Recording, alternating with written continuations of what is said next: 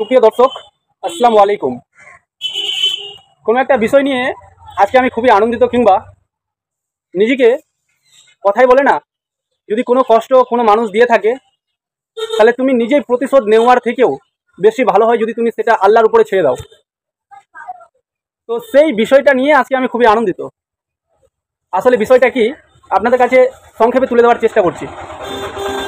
আপনারা সবাই দেখেছিলেন কয়েকদিন আগে আমার পারিবারিক, আমার ফ্যামিলির সাথে কিংবা আমার ফ্যামিলির মধ্যে নিজের কারোর সাথে কোনো একটা ঝগড়া, কোনো বিবাদের কারণে আমি ফেসবুকে ভিডিও আপলোড দিয়েছিলাম।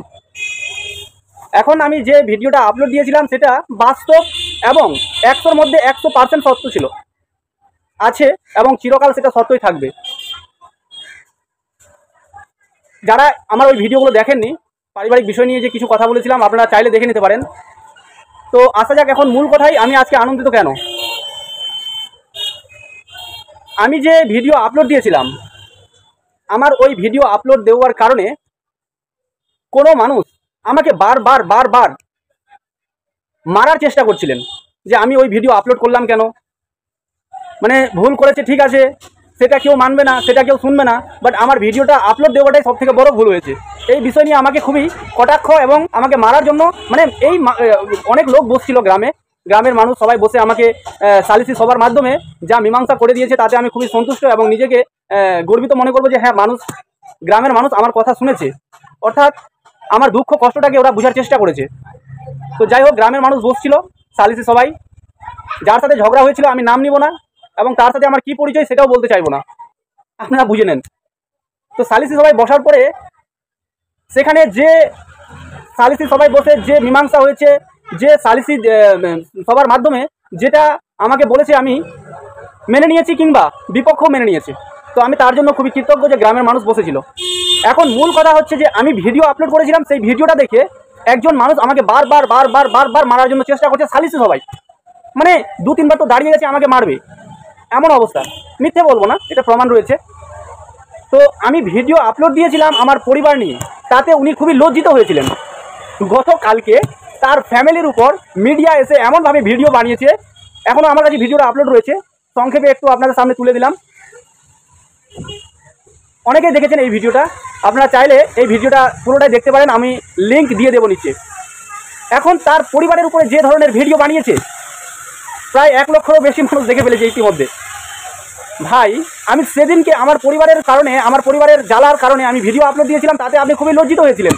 আজকে আপনার নিজের পরিবারের উপরে যে এই ধরনের ভিডিও বানিয়ে, সেটাও আবার মিডিয়ার মাধ্যমে, আজকে কি আপনি লজ্জিত হয়েছেন? যদি হয়ে থাকেন তাহলে রিপ্লাই করবেন।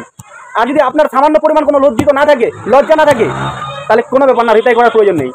বাট আমি তো এটা জানি, লজ্জিত তারাই হয় যাদের লজ্জা থাকে। যাদের লজ্জাই থাকে না তাদেরকে লজ্জিত বলেও কোনো লাভ নেই, তারা লজ্জা পাবেও বলে কোনো আশা করা যায় না। বাট বুঝতে পেরেছেন তো? টিট ফর ট্যাট, জয়সা করনি ওয়সা ভরনি।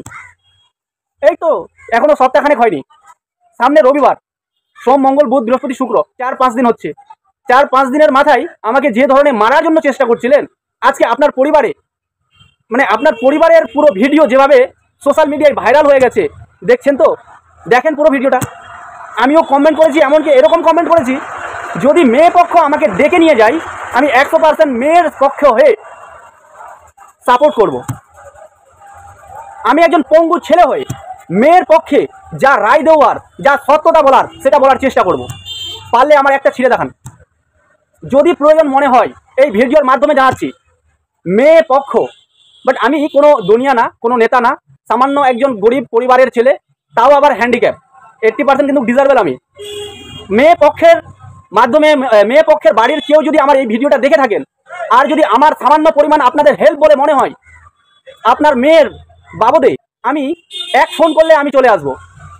আমার এই ভিডিওর নিচে আমার নাম্বার দেওয়া হয়েছে, নাম্বার দিয়ে দেবো। আপনারা চাইলে আমাকে একটা ফোন করবেন, আপনাদের মেয়ের সালিসি সবাই বসে আমি নিজে বসে থাকবো। বাট আমি কোনো কিছু বলতে পারবো না, এটা জানি, আমার বলার কোনো অধিকার নেই।